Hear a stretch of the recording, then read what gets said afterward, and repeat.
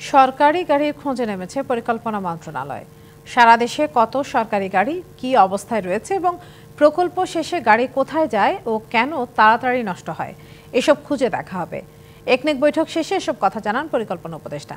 অস্থিতিশীল পরিস্থিতিতে বেসরকারি বিনিয়োগ কম হওয়ার পাশাপাশি যাচাই বাছাই করে অনুমোদন দেওয়া হচ্ছে সরকারি প্রকল্প।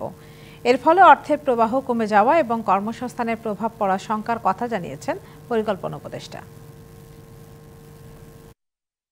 অন্তর্বর্তী সরকারের দ্বিতীয় একনেক সভায় ২৪,৪১২ কোটি টাকা ব্যয় ধরে ৪টি প্রকল্পের অনুমোদন দেয়া হয়। বৈঠক শেষে আগারগাঁওয়ের এনইসি সম্মেলন কক্ষে বিস্তারিত তুলে ধরেন পরিকল্পনা উপদেষ্টা। মূল প্রকল্পটা হলো জানান, চট্টগ্রামে কালুরঘাটে কর্ণফুলী নদীর উপর একটি রেল কাম রোড সেতু নির্মাণে বৃহৎ প্রকল্পের অনুমোদন দেয়া হয়েছে।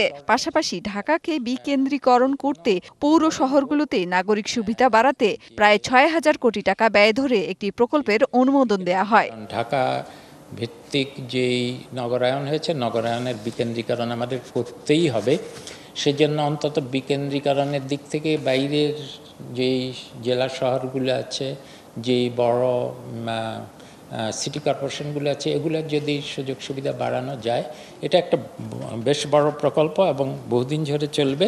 পরিকল্পনা উপদেষ্টা জানান, প্রকল্প অনুমোদনের আগে যাচাই বাছাইয়ের পাশাপাশি আর্থিক চাপও বিবেচনায় নেওয়া হচ্ছে।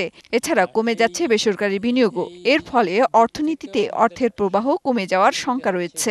যদি বেসরকারি খাতের বিনিয়োগ কম হয়, আবার আমাদের প্রকল্প ব্যয়ও একটু ধীর গতিতে এগুতে হয়, তাহলে তো অর্থনৈতিক কর্মকাণ্ডে তো অর্থ প্রবাহ একটু কমে যাবে। শিয়া বাটার ও ভিটামিন ই সমৃদ্ধ lily glam beauty soap. Lily, always beautiful.